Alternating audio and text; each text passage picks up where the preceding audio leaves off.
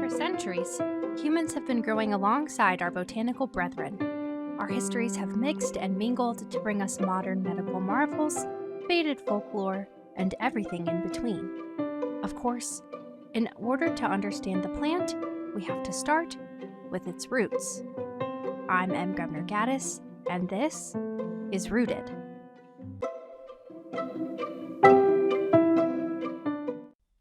Hello, and welcome back to yet another episode of Rooted. This week, we're diving into one of my all-time favorites, lilacs. This lovely spring bloomer is wonderfully fragrant and full of stories, so without further ado, let's dive in. Lilacs, or Syringa vulgaris, are native to the Balkan Peninsula, where they grow on rocky hills.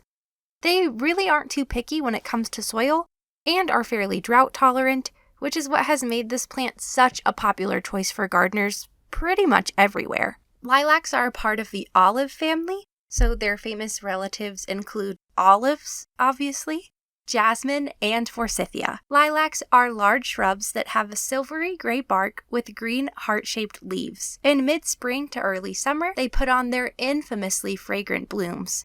Clusters of purple, white, or pink blossoms made up of tiny four-leafed flowers. The blooms are short-lived, only sticking around for about a week or so, but even that short season is so wonderful. They can get up to 23 feet tall by 10 to 15 feet wide, so it's definitely a monster of a shrub if left to their own devices. And they can live for a while too, up to 100 years in some cases. So they're a really wonderful choice for landscapes, as they don't require much care, aren't prone to too many diseases other than powdery mildew, and can live for a very long time. But they aren't just important to the garden. They also have a lot of history. In Greek mythology, the story goes that Pan, the god of the forest, was deeply in love with a nymph named Syringa, who was not particularly interested in him. Not one to be denied, Pan continued to pursue Syringa endlessly, to the point where one day, in order to evade him, Syringa turned herself into a lilac. Once Pan stumbled upon the bush in search of her, he noted that the hollow stems of the lilac would be perfect for a flute, and then proceeded to cut off her branches to make a pan flute, not realizing he was literally hacking pieces of the person he claimed to love so much off. Honestly, there's some debate on this story, as the stems of lilacs aren't actually hollow, and it's unlikely that lilacs would have been widespread enough to reach Greece until much later. In fact, a lot of historians think this is actually initially about reeds, which are much easier to work with, commonly found in the area, and were most often used for pan flutes. But here are some interesting and true stories from lilac history. In Russia, it was common practice to hang a bouquet of lilacs above babies' cribs so that the plant could impart its wisdom on the baby. England has kind of a complicated relationship with lilacs. It was bad luck to bring them in a house because they had close ties to death. Their bright purple blooms were said to ward off evil spirits, and the strong scent helped to mask the smell of death, so they were a very popular choice for funeral arrangements at that time, which is why most people didn't have warm and fuzzy memories tied to them. But in florography, lilacs were used to symbolize new feelings of love, due to their bright color and sweet smell. They were also commonly worn by widows to show remembrance of the love between them and their partner. So it's really just a tangled web of feelings here. It's interesting that the lilac is both at once a symbol of life, fresh beginnings, or early love, and yet also so closely tied to death and remembrance. But it goes beyond just the stories we've attached. As lilacs age, so does their scent. If you've ever been in an area where lilacs are planted closely, you may have noticed that they start as a very light fragrance. One you'll only notice if the wind is just right and the sun has hit them for just long enough. But as they age, it becomes a rather strong scent, one you basically can't miss. Astute noses might even notice that there's a strange kind of sickly sweet and heavy characteristic to the smell. This is because of a natural compound they contain called indole that can also be found in feces and coal tar. Interestingly, indole has a very strong fecal smell in large concentrations, but can be more floral in smaller doses. No matter what, if you have a super sensitive sniffer, you might be picking up on some less than pleasant smells as the blooms die back. And because our sense of smell is so closely tied to memory and interpretation, this may play a part in why lilacs can both be symbols of new life and death. Here in the United States, lilacs also have a few different meanings and roles. In New England, many houses have lilacs planted in front of them to bring about protection and to ward off evil spirits, as it was widely believed that lilacs were powerful and protective. It's also a very common part of bouquets for recent graduates, as they symbolize new, fresh, and prosperous beginnings. Lilacs aren't just used for storytelling, though. There are a ton of ways we were and still are using them today. In witchcraft, both way back when and now, lilacs have been used in both protection and banishing rituals and spells.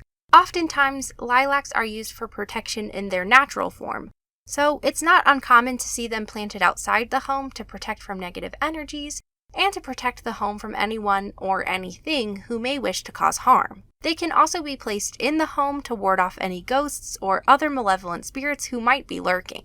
Other ways they're typically used include intention setting and manifestation, as it's believed that the freshness and seasonality of the lilac can help to bring new prosperity.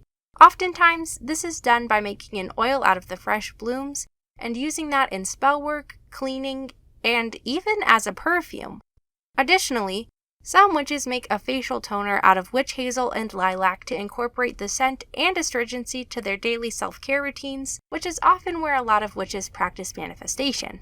In traditional folk medicine, lilacs have been used to treat a variety of ailments, like kidney problems, insect bites, muscle swelling, and even sunburn. This is all likely because of the astringent properties of the blooms, as well as the leaves. Apparently, children would sometimes chew on a bit of the leaves or bark to help with sore mouths. And sometimes, the leaves would even be steeped into a tea to help get rid of parasitic worms or to treat malaria.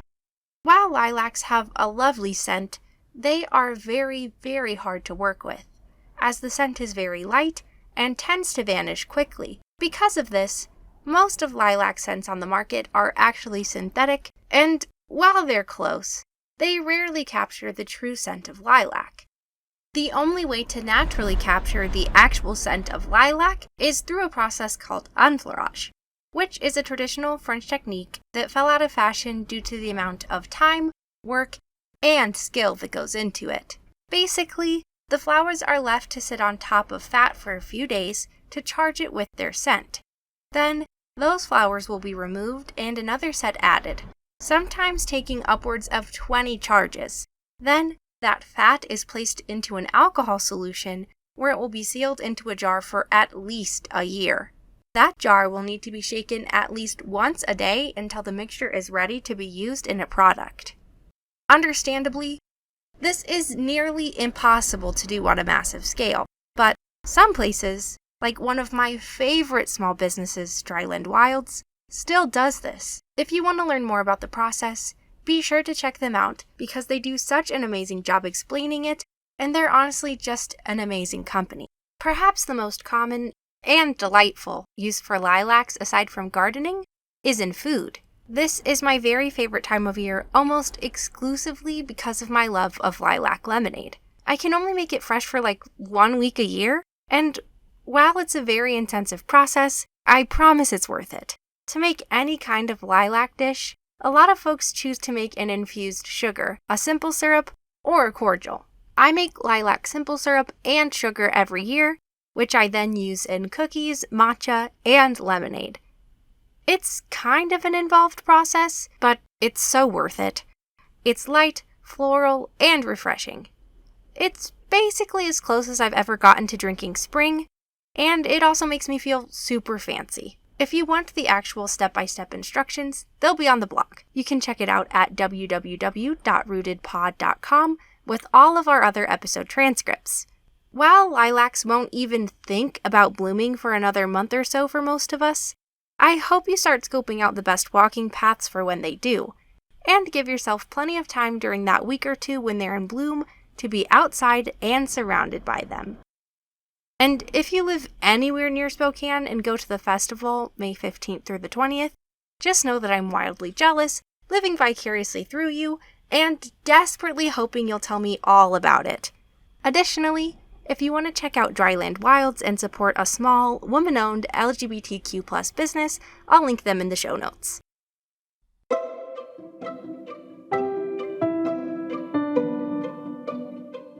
If you liked this show, please consider subscribing and leaving us a review on Spotify, Apple Podcasts, or anywhere else you listen. You can follow us on Facebook, Instagram, and TikTok at rooted.pod. We're on YouTube at rooted.podcast, and check out our website, rootedpod.com, for transcripts, updates, and so much more. Thanks for being here, and until next time, be kind to yourselves, be kind to the earth, and just like a plant, drink your water.